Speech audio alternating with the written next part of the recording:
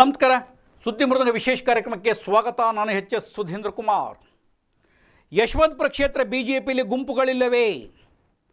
ಯಶವಂತಪುರ ವಿಧಾನಸಭಾ ಕ್ಷೇತ್ರದಲ್ಲಿ ಗುಂಪುಗಾರಿಕೆಗಳಿಲ್ಲವೇ? ಈ ಕುರಿತು ವಿಶೇಷ ಕಾರ್ಯಕ್ರಮ.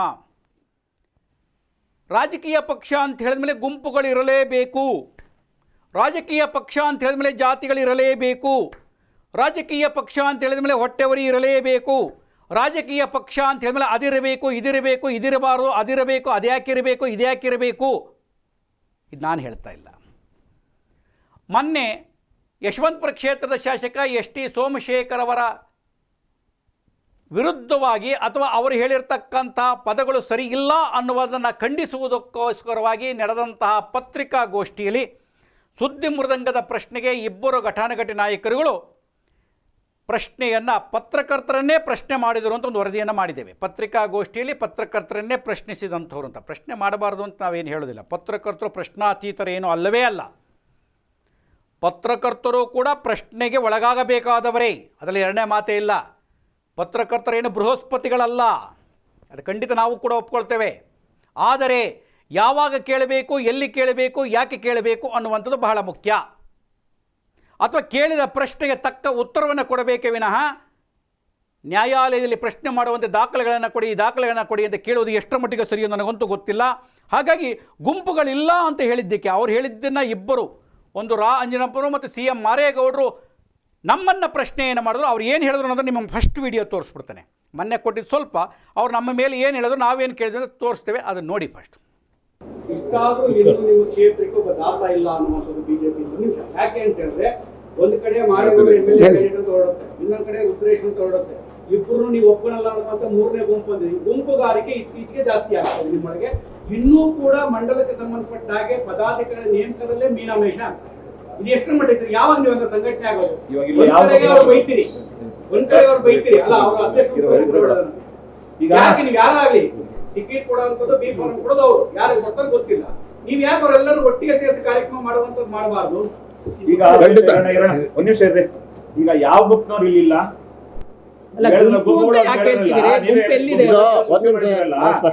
ಈರಣ್ಣ ಗೌಡ, ನೀವು ದಯವಿಟ್ಟು ಯಾವ ಗುಂಪ್ನವ್ರು ಇಲ್ಲಿಲ್ಲ. ಈಗ ಹೇಳಿ ಸರ್, ಇವಾಗ ನೀವು ಕೇಳಿದ್ರೆ ನಾವು ಕೇಳ್ತಾ ಇದ್ದೀವಿ. ನೀವು ನಮ್ಮನ್ನು ಪ್ರಶ್ನೆ ಮಾಡಲ್ಲ ಸರ್, ನಾವು ನೀವು ಉತ್ತರ ಕೊಡಿ. ನಿನ್ನೆ ಗೊತ್ತು, ಅದನ್ನೇ ನಾನು ಉತ್ತರ ಕೇಳ್ತಾ ಇದ್ದೀನಿ. ಅಲ್ಲಲ್ಲ ಅಲ್ಲಲ್ಲ, ನೀವು ನಿಮ್ಮ ನೇರಕ್ಕೆ ಕೇಳಿದ್ರೆ ನಾವು ನಮ್ಮ ನೇರಕ್ಕೆ ಕೇಳ್ತೀವಿ. ಅಲ್ಲಲ್ಲ, ನನ್ನ ಪ್ರಶ್ನೆ ಉತ್ತರ ಕೊಡಿಲ್ಲ. ಇಷ್ಟೊಂದು ಒಂದ್ ನಿಮಿಷ ಕೇಳ್ರಿ, ಇರ್ರಿ ಒಂದ್ ನಿಮಿಷ. ಅಲ್ಲಲ್ಲ, ಇಷ್ಟೊತ್ತು ಕೇಳಿದ್ಕೆ ಮಾರೇಗೌಡರು ಹೇಳಿದ್ರು, ಹಂಗೆಲ್ಲ ಹೇಳಿದ್ರೆ ಎಲ್ಲ ಆಯ್ತು. ಇವಾಗ ಗುಂಪುಗಳಿದಾವೆ ಅಂತ ಹೇಳಿದ್ರೆ, ಇಲ್ಲಿ ಯಾವ ಗುಂಪಿನವ್ರು ಇಲ್ಲಿ ಅಪ್ಡೇಟ್ ಆಗಿದೆ ಅದನ್ನ ದಯವಿಟ್ಟು ಹೇಳಿ. ಅಲ್ಲ, ನಾನು ಹೇಳ್ತೀನಿ, ಸ್ವಾಮಿ ನಿಮ್ಗೆ ಯಾರಾದ್ರೂ ಗುಂಪುಗಾರಿಕೆ ಇದೆ ಅಂತ ತಮ್ಮ ಹತ್ರ ಪತ್ರ ಕೊಟ್ಟಿದ್ದಾಗ್ಲಿ ಅಥವಾ ತಮ್ಮನ್ನ ಮಾತಾಡಿದಾಗ್ಲಿ ಇದೆಯಾ, ತಮಗಿದ್ಯಾ? ಇದ್ರೆ ದಾಖಲೆ ಕೊಡಿ. ಅವಾಗ ನಾವು ಗುಂಪುಗಾರಿಕೆ ಇದೆ, ಯಾವ ಗುಂಪುಗಾರಿಕೆ ಏನ್ ಬೇಕು ಅಂತ ಹೇಳಿದೆ, ಯಾವ್ದು ಬೇಡ ಅಂತ ಹೇಳಿದೆ ಅನ್ನೋಂಥದ್ದನ್ನ ನಾವು ಕೊಡ್ತೀವಿ. ಕೇಳ್ಬೋದು ಮುಂದೆ. ಅಧ್ಯಕ್ಷರ ಗಮನಕ್ಕೇನೆ ಮೀಟಿಂಗ್ ಅವರ ಸೈನ್ ಹಾಕಿದಂತ ಅವರನ್ನ ಪ್ರಶ್ನೆ ವೈಯಕ್ತಿಕವಾಗಿ ನೀವು ಸಂದರ್ಶನ ಕೊಡಬೇಕು. ಆಗ್ಬೋದು. ಅದು ಗುಂಪುಗಳಿದೆ ಅಂತ ತಮಗೆ ದಾಖಲೆ ಸಿಕ್ಕಿದ್ರೆ ಅದನ್ನ ಅಧ್ಯಕ್ಷರುಗಳನ್ನ ತಾವು ಪ್ರಶ್ನೆ ಮಾಡ್ಬೋದು. ಆಗ್ಬೋದು. ನೋಡಿದ್ರಲ್ವಾ, ನಿಮಗೆ ಯಾರು ಬಂದು ಕೊಟ್ಟಿದ್ರಾ, ನಿಮ್ಮ ಹತ್ರ ದಾಖಲೆ ಇತ್ತಾ ಅಂತ ಕೇಳಿದ್ದಾರೆ. ಅದಕ್ಕೆ ಸುಮ್ಮನೆ ನಡೆದಿರ್ತಕ್ಕಂಥ ಚಟುವಟಿಕೆಗಳ ಬಗ್ಗೆ ನಾನೊಂದು ಅವಲೋಕನ ಕೊಡ್ತೇನೆ. ನಾನು ಗುಂಪಿದೆ ಗುಂಪಿಲ್ಲ ಅಂತ ನಾನು ಹೇಳೋಕ್ಕೂ ಹೋಗಲ್ಲ. ಇದ್ರೇನು ಇಲ್ದಿದ್ರೇನು, ಗುಂಪಿದ್ರೆ ಅವರು ಅನುಭವಿಸ್ಕೊಳ್ಳಿ, ಗುಂಪಿಲ್ಲದ್ರೆ ಬೇಡ. ನಮಗೇನಾಗಬೇಕಾಗಿದೆ? BJPನ ಕಟ್ಕೊಂಡು ನಮಗೇನು, ಕಾಂಗ್ರೆಸ್ನ ಕಟ್ಕೊಂಡು ನಮಗೇನು ಸ್ವಾಮಿ? ಯಾರು ಏನು ಬೇಕಾದ್ರೂ ಮಾಡಿಕೊಳ್ಳಿ, ಅಲ್ಲಿ ಆಗಿದ್ದು ಹೇಳ್ತಾ ಇದ್ದೇವೆ. ಅದು ಹೇಳೋದಕ್ಕೆ ಮುನ್ನ ಇನ್ನೊಂದನ್ನು ಹೇಳಕ್ಕೆ ಕೊಟ್ಟಿದ್ದೇವೆ. ಗುಂಪುಗಳಿದೆಯೇ ಇಲ್ಲ ಅನ್ನೋದಕ್ಕೆ ಒಂದಷ್ಟು ವಿವರಗಳನ್ನು ಕೊಡ್ತೇನೆ. ನೀವು ಗುಂಪುಗಳೆಲ್ಲ ನಾವೆಲ್ಲ ಹೊಂದಿದ್ದೇವೆ ನೋಡಿ, ಇಲ್ಲಿ ವೇದಿಕೆ ಮೇಲೆ ಯಾವ ಗುಂಪಿನವ್ರು ಬಂದಿಲ್ಲ ಅಂತ ಹೇಳಿ ಅಂತ ಹೇಳಿದ್ರಲ್ಲ, ಯಾವ ಗುಂಪಿನವ್ರು ಬಂದಿದ್ರೋ ಯಾವ ಗುಂಪಿನವ್ರು ಬಂದಿಲ್ಲೋ ನಮಗೆ ಬೇಡ. ಈ ಗಳಿಗೆವರೆಗೂ ಇನ್ನೂ ಮೋರ್ಚಾದ ಅಧ್ಯಕ್ಷರ ನೇಮಕವಾಗಿಲ್ಲವಲ್ಲ.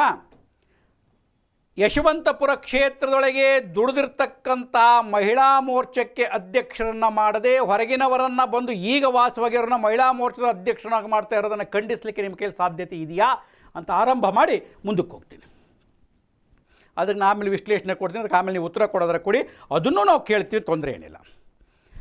BJPಲಿ ಗುಂಪುಗಳಿಲ್ಲ ಅಂತ ಹೇಳಿ ಆಂಜನಪ್ಪನವರು ಹೇಳಿದ್ರು, ಮಾರೇಗೌಡರು ಹೇಳಿದ್ರು, ಸಂತೋಷ. ಮಾರೇಗೌಡ್ರೆ, ಈ ಹಿಂದೆ ತಾವು ಅಧ್ಯಕ್ಷರಾಗಿದ್ದಾಗ ಕ್ರಿಯಾಶೀಲವಾಗಿ ನಡೆಸಿದ್ರಿ, ಹೋರಾಟವನ್ನು ಮಾಡಿದ್ರಿ, ಪ್ರತಿಭಟನೆಯನ್ನು ಮಾಡಿದ್ರಿ, ಸಾಕಷ್ಟು ಮಾಡಿದೆ, ನಾನು ಆ ವಿಚಾರಕ್ಕೂ ಹೋಗೋದಿಲ್ಲ. ನಿಮ್ಮ ನಂತರದೊಳಗೆ ಅನಿಲ್ ಚಳಿಗೇರಿಯವರ ಅಧ್ಯಕ್ಷರಾದಾಗ ಅನಿಲ್ ಚಳಿಗೇರಿಯವರ ಕರೆದ ಎಷ್ಟು ಸಭೆಗಳಲ್ಲಿ ತಾವು ಭಾಗವಹಿಸಿದ್ರಿ? ಅವ್ರು ಕರೆದಿಲ್ಲ, ಅದು ನಿಜವೇ. ಯಾಕೆ ಹಾಗಾದರೆ? ಮಾರೇಗೌಡದೊಂದು ಗುಂಪು, ಅನಿಲ್ ಚಳಿಗೇರಿದೊಂದು ಗುಂಪು ಅಂತ ಆಗಿದ್ದು ನಿಜವೇ ಸುಳ್ಳೆ? ಒಂದು ಶಬ್ದ ಸುಳ್ಳು ಅಂತ ನಾವೇನು ಮಾಡೋಕ್ಕಾಗಲ್ಲ. ಇಬ್ಬರು ಆತ್ಮಸಾಕ್ಷಿಗೆ ಒಮ್ಮೆ ಆತ್ಮಾವಲೋಕನ ಮಾಡಿಕೊಳ್ಳಿ, ಒಮ್ಮೆ ಸಿಂಹಾವಲೋಕನ ಮಾಡಿಕೊಳ್ಳಿ. ನಿಮ್ಮನ್ನು ಅವ್ರು ಕರೀತಿರಲಿಲ್ಲ, ಅವ್ರು ಕರೀಲಿಲ್ಲ ಅಂತ ನೀವು ಬರಲಿಲ್ಲ. ಇಬ್ಬರು ಒಟ್ಟಿಗೆ ಸೇರಿದ್ದೇ ತುಂಬ ಕಡಿಮೆ. ನಂತರ ಬೇರೆ ಕಾರ್ಯಕ್ರಮಗಳು ಒಟ್ಟಾದರೂ ವಿನಃ ಅಧಿಕಾರ ಮುಗಿಯುವವರಿಗೆ ಅನಿಲ್ ಚಳಿಗೇರಿಯವ್ರ ಕರೆದ ಕೋರ್ ಕಮಿಟಿಗೂ ನಿಮ್ಮನ್ನು ಕರೀಲಿಲ್ಲ. ಅಲ್ಲಿಗೆ ಗುಂಪಿದೆ ಅಂತ ಒಪ್ಕೊಂಡ್ರು. ಬಿಟ್ಟರೆ ಬಿಡಿ, ನಾನು ಜನಕ್ಕೆ ಹೇಳ್ತಾ ಇದ್ದೀನಿ. ಯಶವಂತಪುರ ಕ್ಷೇತ್ರದೊಳಗೆ ನಗರ ಮಂಡಲದ ಅಧ್ಯಕ್ಷರು, ಗ್ರಾಮಾಂತರ ಮಂಡಲದ ಅಧ್ಯಕ್ಷರು ಮಾಡೋದಕ್ಕೆ ನಡೆದಂತಹ ಗುಂಪುಗಾರಿಕೆಗಳೇನು ಕಡಿಮೆ ಇತ್ತಾ? ಅದು ಸಹಜ.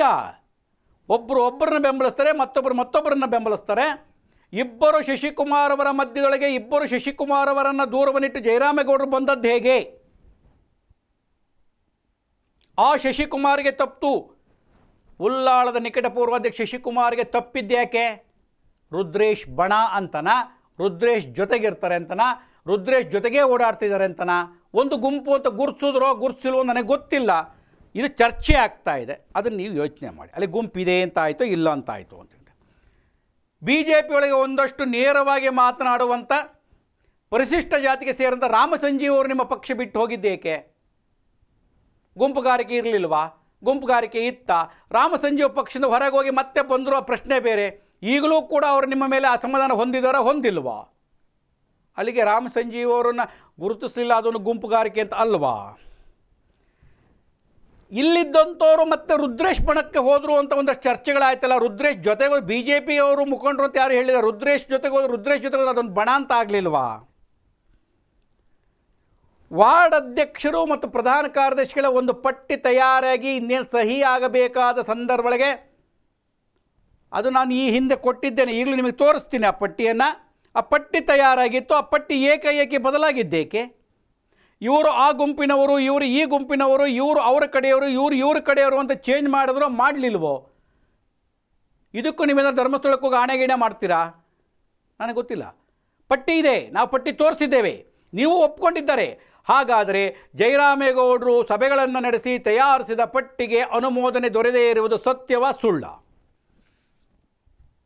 ಜಯರಾಮೇಗೌಡರು ತಯಾರು ಮಾಡಿದ ಪಟ್ಟಿಗೆ ಕಟ್ಟ ಕಡೆಯ ಗಳಿಗೆಯಲ್ಲಿ ಸಹಿ ಹಾಕಿಸಿದ್ದು, ಕೆಲವರನ್ನ ಸೇರಿಸಿದ್ದು, ಕೆಲವರನ್ನ ಬಿಟ್ಟಿದ್ದು, ತಮಗೆ ಇಷ್ಟ ಇಲ್ಲದಿದ್ದರೂ ಸಹಿ ಹಾಕಿದ್ದೇನೆ ಅಂತ ಜಯರಾಮೇಗೌಡರು ಹೇಳಿದ್ದು ಸುಳ್ಳ ತಪ್ಪ? ಗುಂಪುಗಾರಿಕೆ ಅಲ್ವಾ? ನನಗೆ ಗೊತ್ತಿಲ್ಲ, ಗುಂಪುಗಾರಿಕೆ ಇದೆ ಇಲ್ಲ ಅಂತಕ್ಕಂಥ ನೀವು ಹೇಳಬೇಕು. ಇದು ಮಂಡಲದ ಅಧ್ಯಕ್ಷರ ತಲೆ ಬಿಸಿಯಾಗಿರೋದಂತೂ ಸತ್ಯ ಅಲ್ವಾ? ಮಂಡಲದ ಅಧ್ಯಕ್ಷರಿರಲಿ ಸ್ವಾಮಿ, ನಾನೇನು ಪಕ್ಷದ ಬಗ್ಗೆ ವಿರುದ್ಧ ಮಾತಾಡ್ತಿಲ್ಲ. ಗುಂಪುಗಳಿದೆಯಲ್ಲ ಅಂತ ಹೇಳಿದಾಗ, ಇಲ್ಲ ಗುಂಪುಗಳು ಸಹಜ ಸ್ವಾಮಿ, ಒಂದು ಮನೆ ಒಳಗೆ ಗುಂಪಿರುತ್ತೆ, ಅಣ್ಣ ತಮ್ಮಂದರಿಗೆ ಆಗಲ್ಲ, ಅಪ್ಪ ಮಕ್ಕಳಿಗೆ ಆಗಲ್ಲ ಅನ್ನುವಂಥ ಪರಿಸ್ಥಿತಿ ಇದೆ. ರಾಜಕೀಯ ಪಕ್ಷ ಗುಂಪುಗಳಿರುತ್ತೆ, ಅದು ಎಲ್ಲಿ ಗುಂಪುಗಳಿರುತ್ತೆ, ಎಲ್ಲಿ ಭಿನ್ನಾಭಿಪ್ರಾಯಗಳಿರುತ್ತೆ ಅಲ್ಲಿ ಕ್ರಿಯಾಶೀಲವಾಗಿರುತ್ತೆ ಅನ್ನುವಂಥ ಒಂದು ಸಾಲಿನ ಉತ್ತರ ಕೊಟ್ಟಿದ್ರೆ ಮುಗಿದೋಗಿತ್ತು. ನಿಮ್ಮ ಹತ್ರ ಯಾವ ದಾಖಲೆ ಇದೆ? ನಿಮ್ಮ ಹತ್ರ ಬಂದು ಹೇಳಿದಾರಾ? ನಿಮ್ಮ ಕಚೇರಿಗೆ ಬಂದು ಹೇಳಿದಾರಾ ಅಂತ ಹೇಳಿದ್ರಲ್ಲ. ಈ ಸುದ್ದಿ ಮಾಡುವ ಮುನ್ನವೂ ಕೂಡ ನನ್ನ ಕಚೇರಿಗೆ 4 ಜನ ಬಂದು ಕೆಲವೊಂದು ದಾಖಲೆಗಳನ್ನು ಕೊಟ್ಟು ಹೋದಲ್ಲ. ನೀವು ಬಂದು ಬೇಕಾದ್ರೆ ನನ್ನ CC ಕ್ಯಾಮ್ರಾ ಚೆಕ್ ಮಾಡ್ಕೊಳ್ಳಿ, ನಿಮ್ಮ ಅಧಿಕಾರ ಇದ್ದರೆ. ಯಾಕೆ? ಕೇಳಿದ ಪ್ರಶ್ನೆಗೆ ವ್ಯವಧಾನದ ಉತ್ತರವನ್ನು ಕೊಡಬೇಕಲ್ವಾ? ಭಾರತೀಯ ಜನತಾ ಪಕ್ಷದ ಹಿಂದಿನ ಇತಿಹಾಸವನ್ನು ತೆಗೆದು ನೋಡಿ. ಪತ್ರಿಕಾಗೋಷ್ಠಿಯೊಳಗೆ ಎಷ್ಟು ಸೌಜನ್ಯದಿಂದ ನಡ್ಕೊಳ್ತಾ ಇದ್ರು ಅಂಥೇಳಿ ಅಂತ. ಯಾಕಂಗೆ ಅವನ್ನ ಅಂಥದ್ದು ಏನಿತ್ತು? ನಿಮ್ಮ ಹತ್ರ ಏನಿದೆ? ನಿಮ್ಗೆ ಯಾರು ಬಂದು ಕೊಟ್ಟಿದ್ದಾರಾ? ನಿಮ್ಗೆ ವಿಡಿಯೋ ಕೊಟ್ಟಿದ್ದಾರಾ? ಶೋಭಾ ಕರಂದ್ಲಾಜೆ ಅವರ ಕಚೇರಿ ಒಳಗೆ ಒಂದು ಗುಂಪು ಹೋಗಿ ಗಲಾಟೆ ಮಾಡಿದಂಥದ್ದು, ಬೇರೆ ಬೇರೆ ಏನೋ ದೇಣಿಗೆಗಳು ಪಾಣಿಗೆಗಳು ಅಂತ ಕೊಟ್ಟರು ಅಂತ ಹೇಳಿದಂಥದ್ದು ವಿಡಿಯೋವನ್ನು ವಾಯ್ಸ್ ಮ್ಯೂಟ್ ಮಾಡಿ ಹಾಕಿದ್ವಲ್ಲ ಸ್ವಾಮಿ. ಒಬ್ಬ ಕೇಂದ್ರ ಸಚಿವರ ಕಚೇರಿಯಲ್ಲೇ ರೋಪ್ ಪಡೆಯುವ ಮಟ್ಟಕ್ಕೆ ಕಾರ್ಯಕರ್ತರು ನಿಷ್ಠಾವಂತರು ಹೋಗಿದ್ದಾರೆ ಅಂತ ಅದು ಗುಂಪುಗಾರಿಕೆ ಅಂತಲ್ವಾ? ಹೇರಹಳ್ಳಿಯ ಸೋಮಶೇಖರ್ ಅವರ ಅತ್ಯಾಪ್ತರಾಗಿದ್ದಂಥ ಅಂಜನ್ ಕುಮಾರ್ ಅವರು ರುದ್ರೇಶ್ ಅವರ ಬರ್ತಡೇಗೆ ರುದ್ರೇಶ್ ಅವರು ಈ ಕ್ಷೇತ್ರ ಶಾಸಕರಾಗಬೇಕು ಅನ್ನುವಂಥ ಆಶಯವನ್ನು ವ್ಯಕ್ತಪಡಿಸಿದಂಥವರು ಈಗ ಏಕೆ ಕಾಂಗ್ರೆಸ್ಸಿಗೆ ಹೋದರು?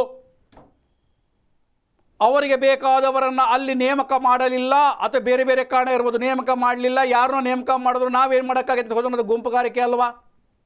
ನಾವು ಹೇಳಿದ ಸುಳ್ಳು ಹಂಗಾದರೆ?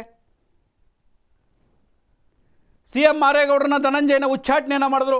ಉಚ್ಚಾಟನೆ ಮಾಡಿಸೋದಕ್ಕೆ ಒಂದು ಗುಂಪು ತಯಾರಾಗಿ ಮಾಡಿದ್ದು ಸತ್ಯ ಅಲ್ವಾ? ಆಯಿತು, ಮಾಡಿದ್ರು. ಮಾರೇಗೌಡರ ಉಚ್ಚಾಟನೆ ರದ್ದಾಯಿತು. ಸ್ವಲ್ಪ ವರ್ಷ ಆದಮೇಲೆ ಧನಂಜಯನ ಉಚ್ಚಾಟನೆ ಯಾಕೆ ರದ್ದಾಗಲಿಲ್ಲ? ಮಾಡಬಾರದ ಮಹಾಪರಾಧ ಏನು ಧನಂಜಯ ಮಾಡಿದ್ರು? ಧನಂಜಯನ ವಾಪಸ್ ತೆಗೆದುಕೊಂಡ್ರೆ ನಾನು ಸುಮ್ಮನಿರೋದಿಲ್ಲ ಅಂತ ಹೇಳಿಬಿಟ್ಟು ಪಾರ್ಟಿ ಒಳಗೆ ಯಶವಂತಪುರ ಕ್ಷೇತ್ರದೊಳಗೆ ಅಧ್ಯಕ್ಷರಾಗಬೇಕಾದಂಥವ್ರು ಒಬ್ಬರು ಅದನ್ನು ಹೇಳಿದ್ದು ಸುಳ್ಳ? ಅವ್ರನ್ನೇನಾರು ವಾಪಸ್ ತೆಗೆದುಕೊಂಡ್ರೆ ನಾನು ಸುಮ್ಮನಿರೋದಿಲ್ಲ ಅಂತ ಹೇಳಿ ಅಂತ ಅವ್ರು ವಾಪಸ್ ತೆಗೆದುಕೋಬೇಕಾದ್ರೆ ಅವ್ರದ್ದು ಕ್ಷಮಾಪಣೆ ಪತ್ರ ಬರ್ಕೊಳ್ಳಿ ಅಂತ ಒಂದು ಗುಂಪು ಹೇಳಿದ್ದು ಸುಳ್ಳ? ಅವ್ರದ್ದು ಬರ್ಸ್ಕೊಳ್ಬೇಕು ಅಂತ. ಈ ಸುಳ್ಳ ನಿಜವ ನೀವು ಹೇಳಿ. ಅಷ್ಟೇ ಅಲ್ಲ, ಒಂದು ಹಂತದೊಳಗೆ CM ಮಾರೇಗೌಡರನ್ನ ಸೈಡ್ ಲೈನ್ ಮಾಡಲಿಲ್ವಾ? ಗುಂಪು ಇರುತ್ತೆ ರೀ, ಎಲ್ಲ ಕಡೆಗೂ ಇರುತ್ತೆ, ಇರಲೇಬೇಕು. ಪತ್ರಕರ್ತರ ಪ್ರಶ್ನೆಗೆ ಹಾರಿ ಗಲಾಟೆ ಮಾಡುವಷ್ಟಂಥದ್ದು ಏನು ತೊಂದರೆ ಆಗಿದ್ದಿಲ್ಲ. ಅದಾಯಿತು.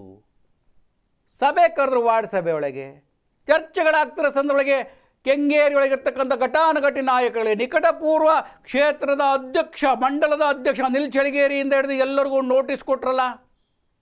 ಹಾಗೆ ಚರ್ಚೆ ಮಾಡ್ಬೋದಾಗಿತ್ತಲ್ಲ.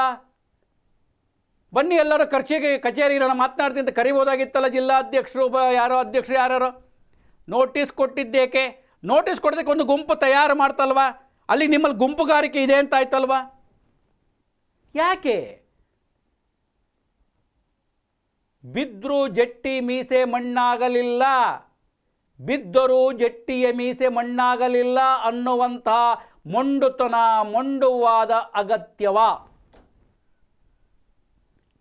ಇನ್ನೂ ಮೋರ್ಚಾಗಳ ಅಧ್ಯಕ್ಷ ನೇಮಕವಾಗ್ತಿಲ್ಲ. ಯಾಕೆ? ಅವರು ಬೇಡ, ಇವರು ಬೇಡ, ಈ ಗುಂಪು ಆ ಗುಂಪು ಅಂತ ಹೇಳ್ತಾ ಇದ್ದೀರಿ. ಸುಮ್ಮನೆ ಒಂದು ಸಣ್ಣ ಉದಾಹರಣೆ ಕೊಟ್ಬಿಡ್ತಾನೆ, ಮತ್ತೆ ಮೋರ್ಚಾ ನೇಮಕ ಆದಮೇಲೆ ಹೋಗ್ತೀನಿ ನಾನು. ಇವತ್ತು ಜಾಸ್ತಿ ವಿಚಾರಕ್ಕೆ ಹೋಗೋದಿಲ್ಲ. ಮಹಿಳಾ ಮೋರ್ಚಾ, ಯಶವಂತಪುರ ನಗರ ಮಂಡಲದ ಮಹಿಳಾ ಮೋರ್ಚಾದ ಅಧ್ಯಕ್ಷರ ನೇಮಕಕ್ಕೆ ಎಷ್ಟು ರಾಜಕೀಯ ನಡೀತಾ ಇದೆ? ಸುಮಾರು ವರ್ಷಗಳಿಂದ ಮಹಿಳಾ ಮೋರ್ಚಾಗೆ ಕಾರ್ಯನಿರ್ವಹಿಸ್ತಾ ಇರ್ತಕ್ಕಂಥವರಿಗೆ ಒಂದು ಅವಧಿಗೆ ಅವಕಾಶವನ್ನು ಕೊಟ್ಟು ಅವರ ಕಾರ್ಯವೈಖರಿನ ಹೊರಹಚ್ಚಬೇಕಲ್ವಾ? ಒಬ್ಬರು ಹೇಳ್ತೀರಿ ಅನಿಲ್ ಚಳಿಗೇರಿ ಅವರಿಗೆ ಸೇರಿದವರು ಆ ಮಹಿಳೆ, ಇನ್ನೊಬ್ಬರು ಹೇಳ್ತೀರಿ ಸಂತೋಷ್ ಮತ್ತು ರಾಂಜನಪ್ಪನವರು ಸೇರಿದ ಮಹಿಳೆ. ಇವರಿಬ್ಬರನ್ನು ಹೊರತುಪಡಿಸಿ ರಾಜರಾಜೇಶ್ವರಿ ನಗರದಿಂದ 1 ವರ್ಷಕ್ಕೆ ಮುಂಚೆ ಕ್ಷೇತ್ರಕ್ಕೆ ಬಂದು ಕುಳಿತಿರ್ತಕ್ಕಂತಹ ಸಂಪನ್ಮೂಲ ಹೊಂದಿರತಕ್ಕಂಥ ಮಹಿಳೆಯನ್ನು ಅಧಿಕಾರ ಕೊಟ್ಟರೆ ಸಂಘಟನೆ ಆಗತ್ತೆ, ಖರ್ಚಿಗೂ ಅನುಕೂಲವಾಗುತ್ತೆ ಅಂತ ಹೇಳ್ಬಿಟ್ಟು ನಾಳೆ ಅನೌನ್ಸ್ ಮಾಡೋದಕ್ಕೆ ತಯಾರಾಗಿಲ್ವಾ? ಹಂಗಾರಲ್ಲಿ ಕ್ಷೇತ್ರದೊಳಗೆ ಕಷ್ಟಪಟ್ಟು ದುಡಿದು ಮಹಿಳೆಯರು ಒಂದಾಕ್ಷಣ ಒಂದಷ್ಟು ಬೇರೆ ಬೇರೆ ರೀತಿಯ ಮಾತುಗಳನ್ನು ಕೇಳಿಸಿಕೊಂಡು ವ್ಯವಧಾನದಿಂದ ಮನೆಯಿಂದ ಹೊರಗೆ ಬಂದು ಕೆಲಸ ಮಾಡ್ತಿರ್ತಕ್ಕಂಥ ಈ ಮಹಿಳೆಯರ ಪರಿಸ್ಥಿತಿ ಏನು?